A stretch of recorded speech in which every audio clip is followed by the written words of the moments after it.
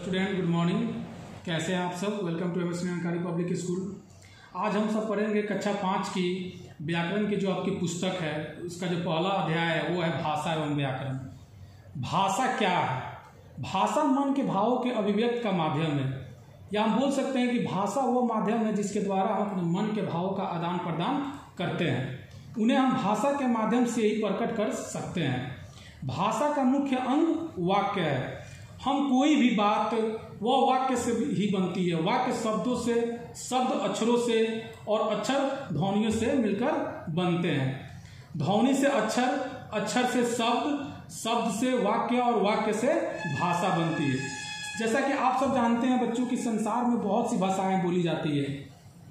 भारत में हिंदी के अतिरिक्त 21 अन्य भाषाएं बोली जाती हैं, लेकिन भारतीय जो संविधान है उसने 22 भाषाओं को मान्यता दी है जो कि हमारे देश में बोली जाती है। जैसे मैं कुछ उदाहरण यहाँ पर दूंगा जो भाषाएं हमारे यहाँ मूलतः बोली जाती हैं। जैसे कि हमारा पहला भाषा जो है, जो लगभग हमारे देश के सभी स्थानों में बोली जाती है, वो है हिंदी, उर्दू।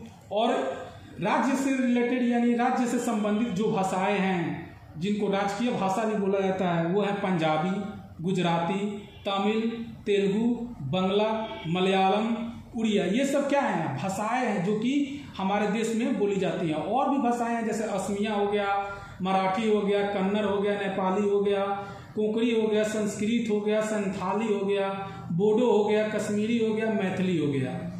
ये सब भाषाएं हमारे देश में बोली जाती हैं। हिंदी हमारी राष्ट्रभाषा तो है ही, वो हमारी राजभाषा भी है।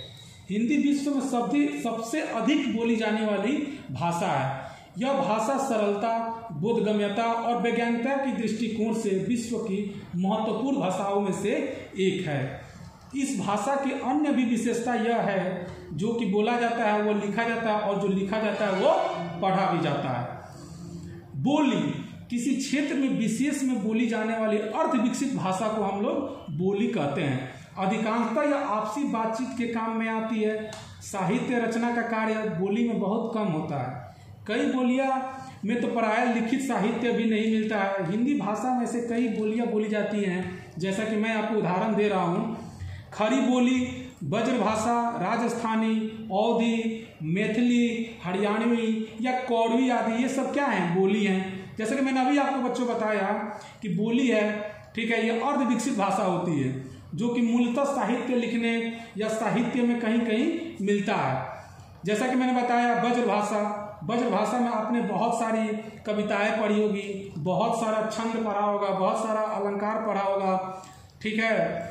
उसके बाद मैं जो अगला टॉपिक आपको बताने जा रहा हूँ, जो अगला अंग है वो मैं आपको बताने जा रहा हूँ, व्याकरण और उसके अंग। जिस विद्या से भाषा का विश्लेषण होता है उसे हम व्याकरण कहते हैं। यानी कोई भी भाषा है, ठीक है, जिसके बारे में हम पढ़ते हैं, ठीक है, और उससे संबंधित जो भी वाक्य हम पढ़ते हैं उसे हम लोग व्याकरण कहते हैं। व्याकरण किसी भाषा के लिखने और बोलने का ढंग बताता है। व्याकरण बताता है वर्णों का जोड़, अक्षरों के जोड़ से शब्द कैसे बनते हैं, शब्दों से पद और पदों से जोड़ का वाक्य कैसे बनता है। यह हम व्याकरण से सीखते हैं। व्याकरण के ज्ञान से हमें पता चलता है कि शब्दों, पदों और वाक्यों में क्या क्या अंतर है, क्या क्या रूप है, कैसे इनका प्रयोग किया जाता है। व्याकरण भाषा के इन तत्वों का निरीक्षण करके नियमों का निर्धारण किया जाता है। वास्तव में भाषा के लिए निर्धारित किए गए नियमों को ही व्याकरण कहा जाता है। किसी भाषा के व्याकरण का अध्ययन करके हम शुद्ध और शिष्ट भाषा सीखते हैं और उसे साफ साफ हम बोलते हैं। अब अगर हम बात करें कि व्याकरण के कितने प्रकार होते हैं, कितने इसके अंग होते हैं, तो हम व्याकरण के 4 अंग होते हैं जिसको मैं बताने जा रहा हूँ बच्चों।